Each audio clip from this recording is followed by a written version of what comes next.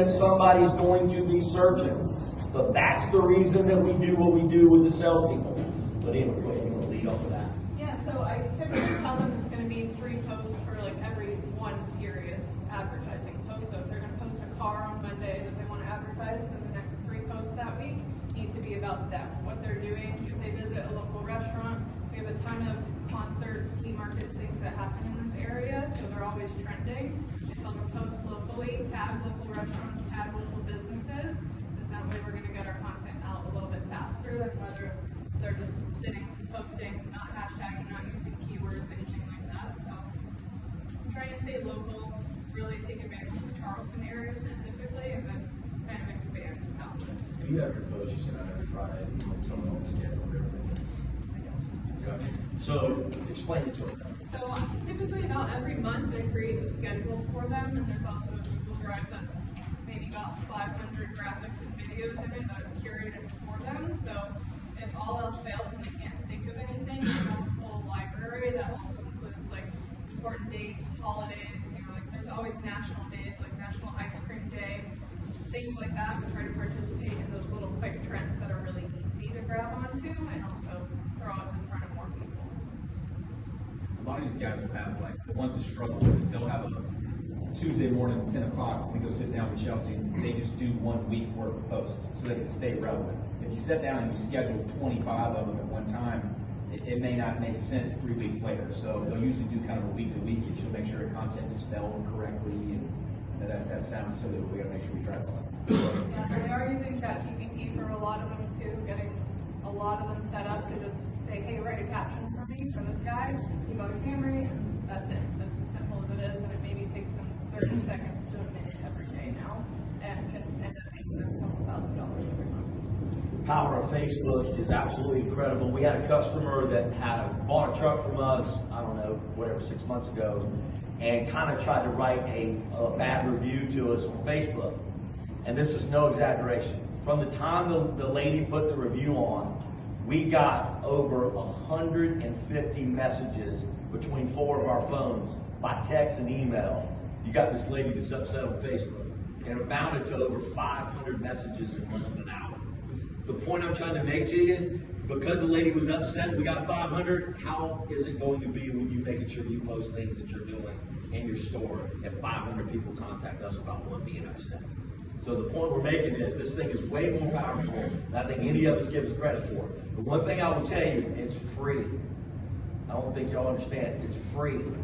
Why are we not taking advantage of it? So I think it's something that you really want to look hard at and how you promote your dealership, the branding going forward, and can you hire somebody to do nothing but that? Because I think it's a big plus for home store, especially when you're an independent. Right, and this is the last 28 days. Sultan got almost 2,000 views on his Facebook. So for somebody who probably spent 10 minutes total in the last 28 days putting effort into this, I would say 2,000 people showing on your page, learning your name is pretty good return on investment. Questions for Chelsea? Yes, please. When you upload sales consultant, is there social media accounts tied to it? So they're all attached under my name. When sales consultant is onboarded, what happens with social media accounts? Right, so if somebody leaves the dealership, that's why I'm the one to create their account in the first place. They just have admin access to it. That way I have full access and I can take it down the second somebody. You have admin access, they have user access. Right, Good question. yeah, they're built under my umbrella. So it's a separate account than their personal account? Yeah, so it's a business page that any personal account can have access to. So Chelsea has access to it and then they have access to it as well. Questions? So it's not personal, but business. It's a business page. We send it back to, how do we get it, how do we get our money? So we created this intake system through looking at Todd and Shane's, and again, man, they've taught us a lot about this. Speed is of essence. I will tell you that time to line, from the time we buy a car, we're somewhere between 9.5 and 11 days on average for the year. So from the time we buy it to the time it goes to the front line, about 11 days, somewhere between 9.5. I can tell you this, from the time it hits the grounds, we're 6 days to the front line. So this intake system is a big part of that. So number one, I don't have Steven here really to kind of explain it, but I do have one of my managers. So I'm gonna let her take over real quick and let her explain what we do when the cars come off the truck. Yes, ma'am. Floor is yours. Thank you.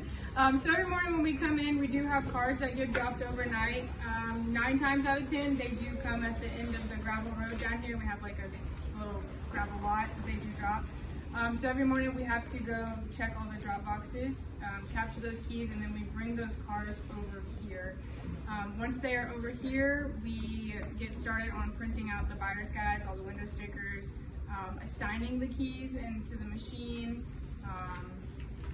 Alan usually gets a head start on us and starts doing damage pictures on the photos. So we upload all of that into iRecon. We also scan the cars and upload those files into iRecon as well. The biggest thing that they're going to do when they see a task on a car, they're going to take a picture of that and they're going to task the person that's fixing it. That I learned from Todd and Shane also. I was doing it before, but I wasn't tasking the person to complete it. I put in there that we got these things to do and the car would just sit. So once I went to Shane's place, Shane's like, Johnny, you got to put that directly to somebody to make them responsible. Otherwise the task sits. So we, again, copied Todd and Shane. We started assigning a task. So if it's dent, it's tasked to the dent guy. If it's paint, it's attached to that guy. If it's buff and touch, it's got a problem, it's tasked to that guy. So again, it's tasked to where that car goes. The beauty, hold on one second. The beauty of it is we're not going to take the car. First, let me back up. Every car that comes off the truck, we put it into a computer system. We plug in a Snap-on computer that tells if any lights have been cleared. Any car that's out of factory warranty, Alan is going to put 7 to 10 miles on the car before we do this process. And the reason for that is if it's got a drivability problem or it's got an issue with a cleared light, we know up front. And if Alan and them see a cleared light, they're going to run it to one of my top techs, put it on the main computer, and make sure that somebody hadn't shit us on the arbitration part of that deal. The beauty of that is it came off the truck yesterday. We're identifying arbitration right now. Go ahead, Alex. So this car came in, you need PDR on it, and you have a check engine light. So that's 2 tasks that you're assigning to 2 people. What's the... Check engines first. We want to make sure it's not an arbitration problem. Okay. We don't want to spend money before we send it back and get our money back. Let's say it's PDR and paint on a quarter. Going straight to the paint guy. This is what happens. When we take in 30 or 35 a day, you can't put all those tasks in one department. So we're going to spread those out to make sure that the speediness of that happens. So if the paint guy doesn't have as much work, we're going to power drive him with it, and we're going to put the other 14 in recon and switch out. Because what we want is the assembly line of making sure that everybody's doing something to complete those tasks. So great question, by the way, Alex. Yes, sir. Person that's deciding that. Stephen Turnage. He's over all of recon.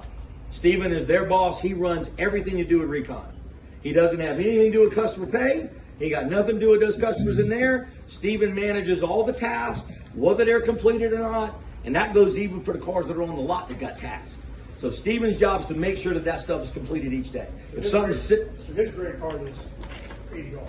His job is to make sure that that time to line is where it needs to be. And he'll come over and help them if necessary. He'll jump in and help somebody else. He'll make sure the details got cars. Say that we got a bunch of cars in over the weekend or 60 or 70. Well, detail doesn't have any work to do because they completed theirs. So we want to make sure we check them in, then we run 10 to detail. Then we run 10 to the paint guy, 10 to over here. So the key is to try to keep everybody completing tasks at the same time. Now listen, we put a load jack here in immediately to identify one. Salespeople have the apps on their phone. There's 20 acres here. You can't run customers around 20 acres. So we know that they can see where the car is. There are key machines in 4 places in the building. It'll also tell them where the key's at and what machine it's in. So again, it helps the salespeople get to them the faster we put the load jack in. Go ahead, bud. Are you doing everything in-house, or do you have any vendors like PVR? I've got a dent vendor that I've been using for a very long time, but other than that, maybe a windshield guy. But everything else is pretty much in-house. 7 to 10 miles, 630 units in a month. He doesn't do 630, Chris. He only does the ones that are out of warranty. Out of warranty. Out of warranty, but if they're under factory warranty, he doesn't need to drive them. I mean, because you can only drive so many cars in a day. Well, it's not just him now. We have others that help him drive. But the key is to drive those cars that have got 80, 90, 100,000 miles and make sure, especially if we bought them from Mannheim or Odessa, we want to make sure we put our hand on that car and drive it immediately. If we bought it from a customer out front, it can sit and wait because we already paid for the car, right? But if it's an arbitration situation, our deal is time to line, time to arbitration. So these cars will be stamped and told on the front and in task when the time's running out for arbitration. How many arbitrations do you miss, honestly, within a month with all this volume? Great question, because last year we missed about 75 to 100 and it cost us $500,000. Yeah. So we put this system in. Last quarter we missed 2. Okay. So Usually the ones that you miss are the expensive that's ones, the too. ones that really cost you, right? I mean, the ones that's got a motor knock and you didn't catch it, it's sat there for 3 days. That's usually the way it happens. But literally last year, we contributed $440,000 worth of loss to not identifying the arbitration up front. Yes, sir. When does the load jack go in and who puts it in? Jerome puts them in, and in this station. right here. Got it. Yes, sir. Questions? If a car has, say, 3 tasks on it, right? In 3 different departments. Okay. It goes to one first. When it's done in that department, does that department bring the car to the next spot, or does it go to like a waiting area? Great question. So Stephen Turnage, again, we talk about him being the manager of all of it. He will guide that, right? If he sees details down at 12 o'clock and they don't have cars, he's got to make sure we got cars over there, right? The key to Stephen's job is to make sure that everybody in this task is doing something to help us get this car to the front line. But great question. And performance. And they had their own body shop. That building next door was actually where we do recon now, but that's where they tore the cars apart and fixed them. And I leased it out to start with because I wasn't really selling enough cars to pay for all this. So Eddie actually worked for Performance. And Performance had some layoffs, and I already knew how good a painter Eddie was. I said, listen, you got to come to work for me. So where the hell am I going to paint at? You don't even have anywhere to paint. I said, we're going to find something. So there's a shed on the back of that building over there that's got crap under now. But my boy here cleaned cars for me, bumpers, quarters, under that shed for almost 2 years, Eddie. And so believe me, he earned his stripe to get to this point.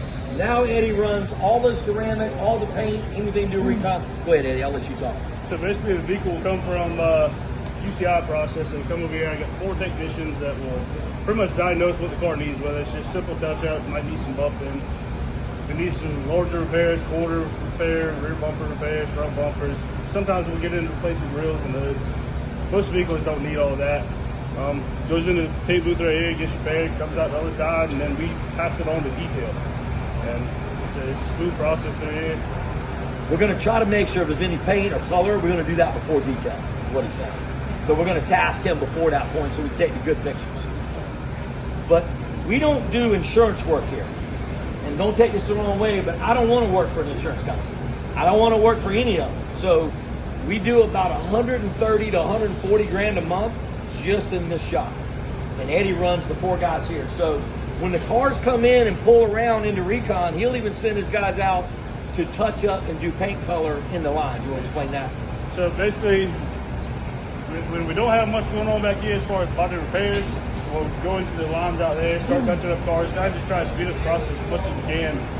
We usually run 125 cars a week through this shop, and somewhere between 25, 30 cars a day, constantly all day long, every day. What's the reason behind not wanting to insurance work? I mean, you see all these big companies like I don't have time. And don't take this the wrong way. I'm going to say a negative word, but I don't want to be their bitch. What do you charge? Insurance companies have turned into Departments load, and it can skip some steps and just. Well, it can, yeah. I mean, all cars here when they come through Automax are fluid. So if there's a car that comes in that needs arbitration or has an issue or anything, they're going to flag that. They're going to tell whatever department that needs to know that, and they'll kind of alert to send that car back or do whatever we need to do with it. So yeah, we're very fluid with our planning, but it does have a pretty steady plan of check-in, recon, paint and body, wheels, detail.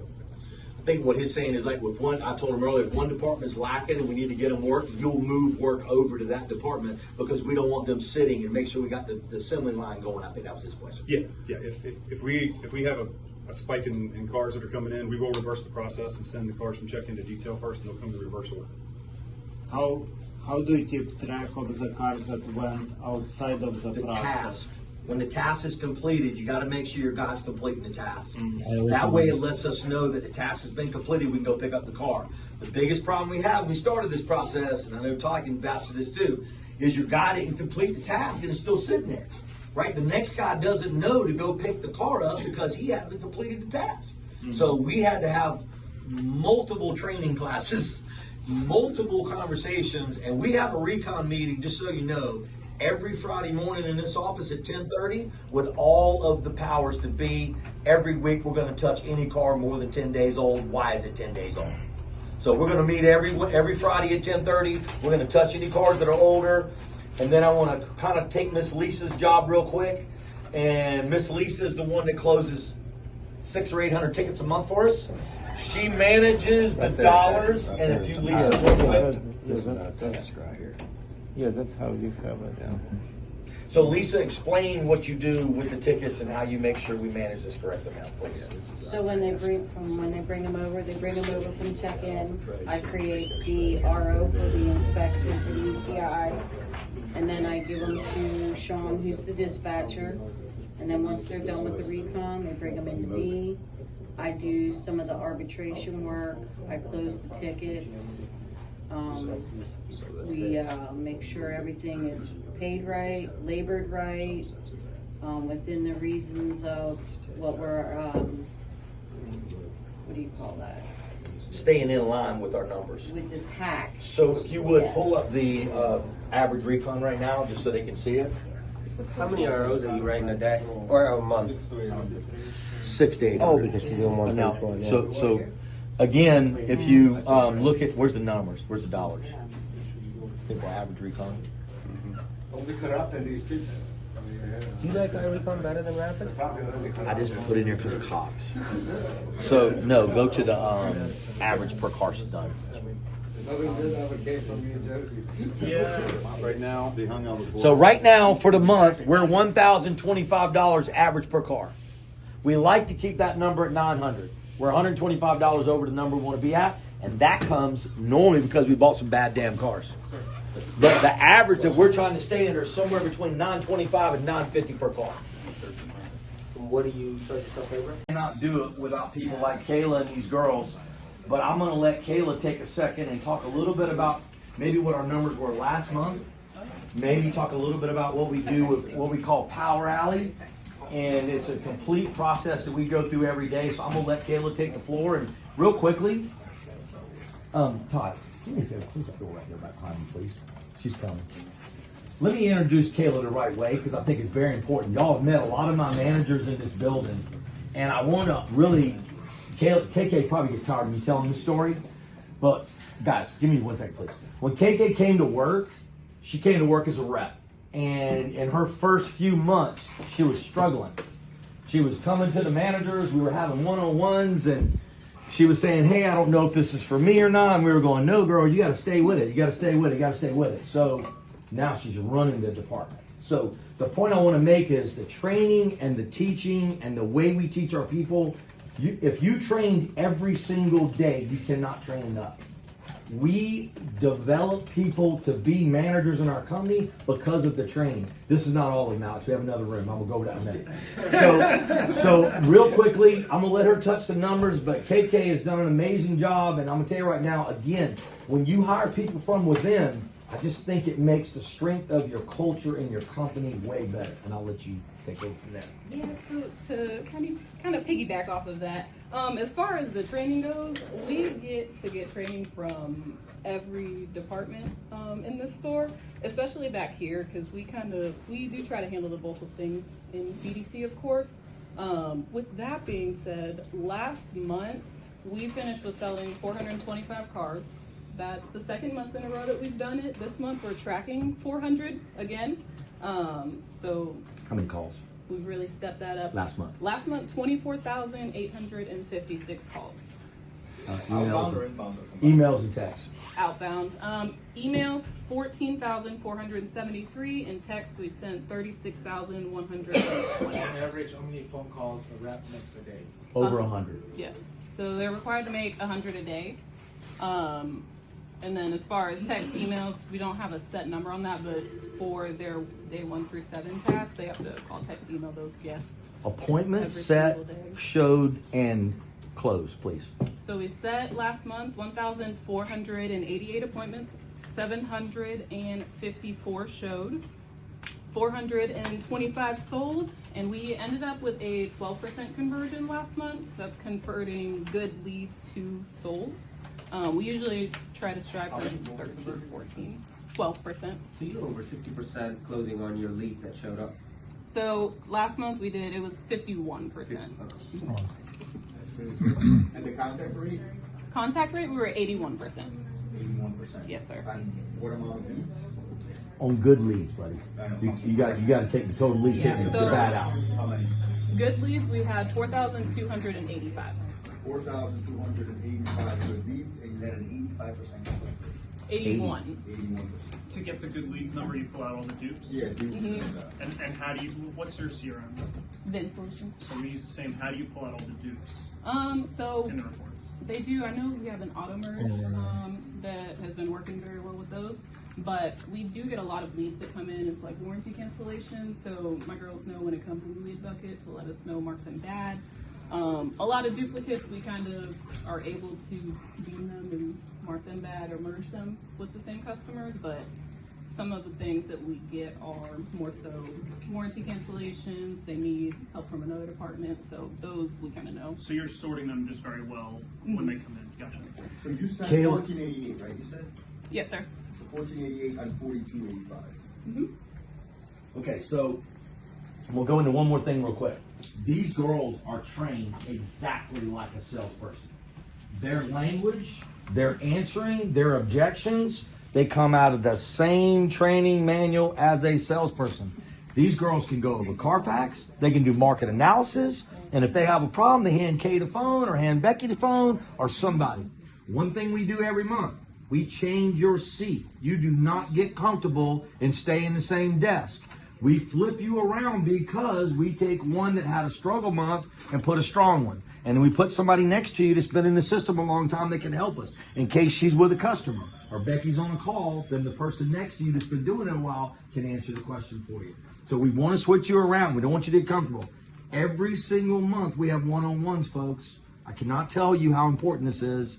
We do them in sales. We do them in BDC. And when we do our one-on-ones, maybe you just take 1 second. We only ask a couple questions and we talk about, you can talk about how you do it. We go through their numbers and break it down based on their numbers, because this is all a numbers game. So we kind of pick the one number that they need to focus on for that month. Another question that he's kind of always brought up is, if this were your company, what would you change to make it better? What would you change about this? Is there anything that I can help you with the process that you would change to make this company better? Because either way, what they tell you is they'll either give you kind of what they think would make it better, or if they tell you nothing, you're doing everything great, then great. Follow-ups, people they haven't been able to get in contact, any kind of resolution. We'll have the girls dial out, they'll let it ring twice, and then they hang up. That is for the hopes that they're going to give us a call back, wondering who gave them a call. And when we answer, we're usually just saying, hey, this is Kayla, hey, this is so-and-so, because a lot of times we're just trying to either get resolution or see if we can put this deal together. Basically, we're calling every person we couldn't get in touch with that day. And during that hour, we'll incentivize girls one way or the other and have contests.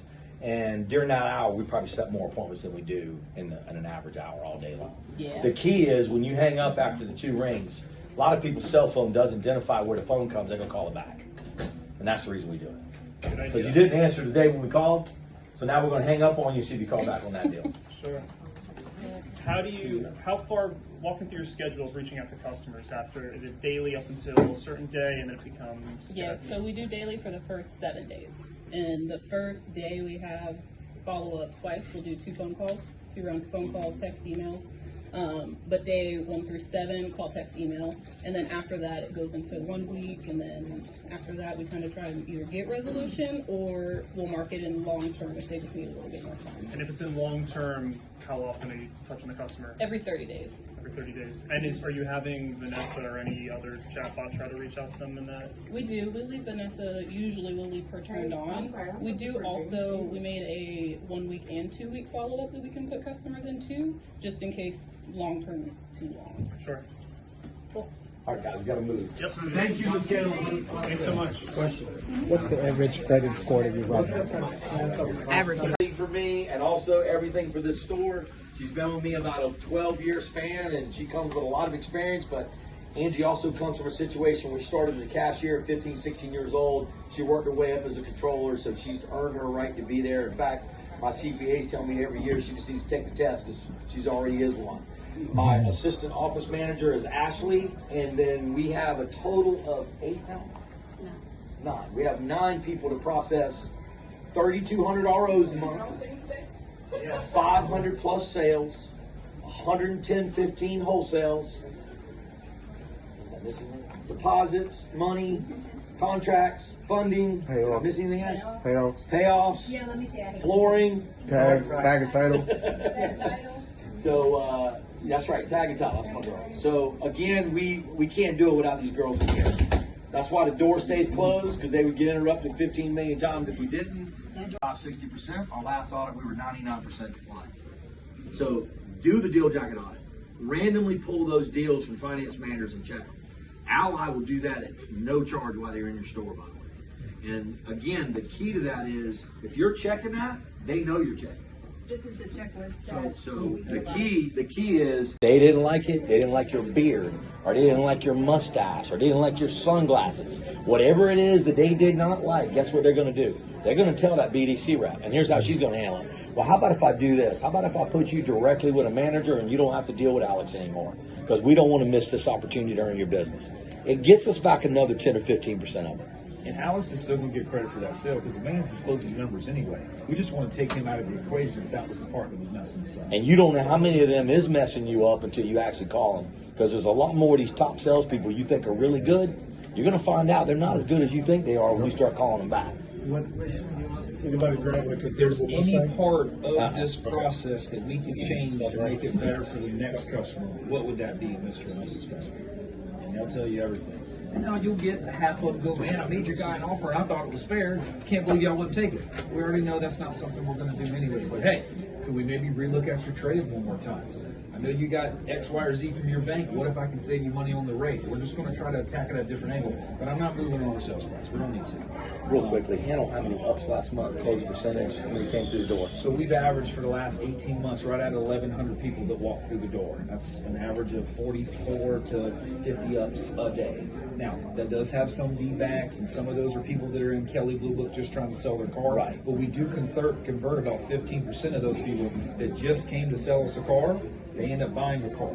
Everybody starts their process now with, what is my car worth? So they really come in going, well, I just want to know what mine's worth. But then they see our lot. They didn't see us online. They found us through Kelly Blue Book. So now, man, they got 700 cars out here. Man, y'all offer a warranty. Man, y'all do this. We convert a lot of those. Get them to trade. Get them to trade in and actually do a car deal. So that's a big part of it. The second part is the management process after that. So this process is solely set up for the sales guy to only focus on 4 things. Good meet and greet. Can he find out what the buying motors were? What did you anticipate on spending before you left the house today? Go over the Advantage car, what we do different. Then I want him to demo a car. We have in our training, I make them go out with me and I do the demo and they video me. They can watch it over and over and over again. They do it with another manager, do it with me. At the end of the week, they got to show me they can do that. But every one of them ends with, pull it into the sold section. I do not work figures unless I have a commitment to buy. All you're doing if you don't have a commitment is giving them every number to go down the street so they can beat Automax. And we got a big old target on our back. They do anything they can to beat us. And a lot of them got markup in their cars so they can move the fee. They can move the trade in $2,000 extra just to steal the deal from us. So I make sure that I tell the customer, and the sales guys do, you got to pull right here into the sold section, sir. You found us online. You found out we certified the car. You found out we give you 7 days. What is stopping you from buying a car right now? You did all your research, and that brought you to us. So what do we need to do? They're going to find that out, and the managers are going to go behind and verify that. And then the last thing the sales guy's going to do is just take care of the customer after the sale. These cars right here are all cars that we've sold in the last 10 to 15 days. that we are either finishing the UCI because it rolled right off the truck and we got a commitment, the insurance check from the total cars coming in, what have you. They got to stay on top of this. And every morning when we do our numbers at the 9 o'clock meeting, we go over what cars are in layaway. Is that one ready yet? Can I get with service? Can I deliver it now? Can we bring it to their house? We're staying on top of these deals, getting them done left and right. So I'm not always just willy-nilly delivering these things. I can't tell somebody the car's certified and not run it through the shop. That's going to be a major problem. You actually do have to run it through. You've got to finish that process. And as far as the managers go, we do not let the sales guys go reading taxes and tags on the cash. The manager's doing that. The manager right now, Nick just did this 2 seconds ago with first-time buyer, 606 credit score, no credit at all, got approved on a $30,000 truck with $5,000 down. But we put him on the defense up front, which showing him you're a 606, but you've never bought anything. That would be like me walking up to you on the side of the street going, I know you don't know me, but will you trust me with $30,000? That's what you're asking the bank to do, sir. So look, I know you want to be 550, but it's probably looking more like 650, 700 if I get a yes. We went over there and bumped the guy $100 without having to show him that up front. Prior to that, we were going, all right, let's just go to the moon and see what we got to peel back. Or throw them into finance and let's just see how much we got to shave to make this deal work. If you put them on the defense up front with a manager going over their credit, it makes it way easier to get that yes. I can back into my deal now. I can put the warranty in there, put the low jack in there, gap protection, the whole nine, and I've already set that up. But if you send a sales guy over there, fear of loss, oh shit, John, he wants to be $200 less, dude, we got to figure this thing out. Well, that's what the salesman did. Did you do that? The manager get up and go verify that? The guy that actually knows how to close car deals? And I'm not worried about a guy going, I'm gonna have to walk. So where are you gonna walk to? There's 200 dealers. If you came from Columbia, you passed 200 places. You're at the right spot. We're not scared to do that, but a salesperson is. So we're going over those numbers. I'm getting a commitment. I walk it back to Aaron, which Aaron is only, and Nick only, 9 times out of 10. Nick's a little bit of a Swiss Army knife. Aaron takes a big part of the load of submitting it to the banks. Maximizing the call. Maximizing the call, working the banks. He's not necessarily getting up talking to a whole lot of customers. Nick does about 50-50 of all of it. So I'm running around trying to close as many deals as I can. If I had to take the time to call it in, I couldn't watch the lot. I couldn't make sure that he got into a demo. I couldn't make sure that I TO'd him before the customer left.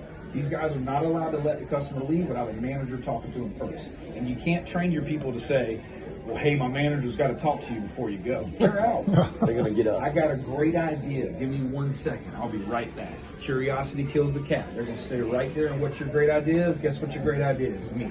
I'm coming. I'm going to figure out what we need to do, and I'm going to handle it. Now, is everybody going to get a little, ruffled around the feathers with that sometimes? Every now and again, but that's not a guy you want to sell a car to anyway. He's a 5%er. We don't want him. The guy that does want to buy a car appreciates that the manager came out and thanked you for shopping with him. Try to figure out how I can tailor the deal to make it work for you. And that's our biggest thing. I don't let these guys do it. They do it multiple times. They're habitual with letting somebody leave them out. Every day, right? They're there from 8 a.m. to 12. Let me explain this. One salesperson per week has to do service drive duty. His job is to buy cars in the service lane. His job is to give a KBB to those. His job is to give them coffee and sit them down. That salesperson has a better schedule that week. He gets to leave every day at 5 o'clock and he don't have to work on Saturday.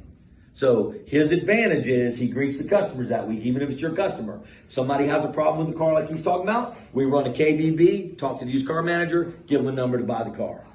If they buy them, we give them $200 a pop. So the idea is they work the service drive, and the idea is to hopefully we can buy some cars. I didn't mean to interrupt. Yeah, no, and that's how we run it. So you get high dollar items. You get a car in here that's got a transmission that's $7,000. Customer says, hey, I can't afford that. We turn around and say, hey, whichever salesman's in there, you can contact this customer, give them a KBB, see what we can buy it, see if we can flip them into buying something. We buy about 8 to 10 a month through the service drive. Do you have any of those max payout warranties you got to worry about? What's that? You got any of those max payout warranties that you have to? Yeah, 3 months. 3 months. We only do 3,500 max. 3 month, 3,000 is the only thing that we have. And we run into it to our entire recon account through the warranty company. Yes. Because of losses and what was going on, we wanted them to know we were reconning the car. They can see everything you do to the car and what we need to do and what we have done. That has made the communication gap completely eliminated. There's no more, well, did you do this? Did you do that? Why didn't you do this? Now they can go in the screen and look at what you did and whether you did it right or not. They can see whether you replace that part and it's a warranty item, but I wanted my warranty company, obviously, to be able to see that. One, I'm on a reinsurance program, right? So I want to hold as much money as I can. And I also didn't want to have them second guessing whether I'm reconning cars or not. Because the first thing a warranty company thinks when you're an independent is that you're taking that money and reconning a car. So we wanted to take that out of there, so we gave them full access. So just kind of explain that. There's a lot of guys that don't do that. Maybe you don't want to, and I get it. But 81% of our customers return to this store for service, and we've got to be able to have transparency with them and with us. Yeah, it's helped us out a whole lot. I mean, the guessing game's gone, right? It's either it is or it isn't. We run, obviously, as y'all been down to Recon, we got 10 techs down there, one shop foreman. I got 21 up here, 22 up here with 2 shop foremans. We were running customer pay up here, Recon down there. We do run a non-productive shop foreman, so they are paid not to turn hours. We pay them to help techs. I don't take time from him. If he goes down there and helps a tech for 3 hours, that tech still gets paid for that whole job. I don't take time from him, right? It helps out a whole lot. It allows him to understand and relax, to learn and understand why we're doing what we're doing and how we're getting to the end result that we need. So that helps out a whole lot. A lot of people don't do that. It works for us. Obviously, we got 5 people in AutoZone. I got a parts manager that's here. I got 5 advisors, 3 BDRs that answer the phones for service, set appointments, call for decline services. I got one that does all decline services, emails and phone calls to try to schedule them back in to do their maintenance or whatever it may need, brakes, tires. I got one that does all outbound calls and schedules appointments. On the decline services, does your girl have permission to get them back? Normally, the decline services, she does not. She normally can't afford it, is what I said. That's why they decline a lot. Yeah, so she does not have the permission to do that. Now, if she calls and says, hey, this customer said that, they couldn't afford this right now, I will make that phone call, or my service manager will make that phone call, see if there's something we can do. Because we got some bid, but there's options, right? We got finance options that I can do. I can do a some bid option, spread that payment out for 6, 8, 10, 12 months. That's usually an option that somebody likes, right? For a low down payment. Other than that, no. She just makes the contact, sets it up the initial. If they say, yeah, I want to schedule an appointment, she schedules the appointment. And they know what they're looking at. One of the keys that I really talk to them a lot about is how we do such a good job with the training from the shop foreman to the techs. And what type of training do we schedule for these technicians to make them better? Maybe you cover a little bit of that. Yeah, so AutoZone obviously does outside services training, right? With their suppliers, AC, brakes, that kind of stuff. Well, they come in and take our training facility. Correct. They bring their employees here and teach your techs how to do this work. That's the part I want to say to y'all. They come to our store and they do training in our facility and they train our technicians. You're spending a lot of money with these people, folks. Make them earn their money. The other thing it's their job to bring you those people in here to train your people. It ain't yours. You're buying the stuff from them. The other thing that Johnny doesn't know about right now is we just become a SASA training center, right? I just set that up. So SASA is right the left side of ASE. SASA didn't have a training center here. SASA board member come here with Mike, which owns Mass, does a lot of outside calibrations, asked me if we'd be interested. So I've letting them, their first class is the 17th on CAN bus networking. It's a $289 class. Anybody who works here, just to go there for free, they don't have to pay.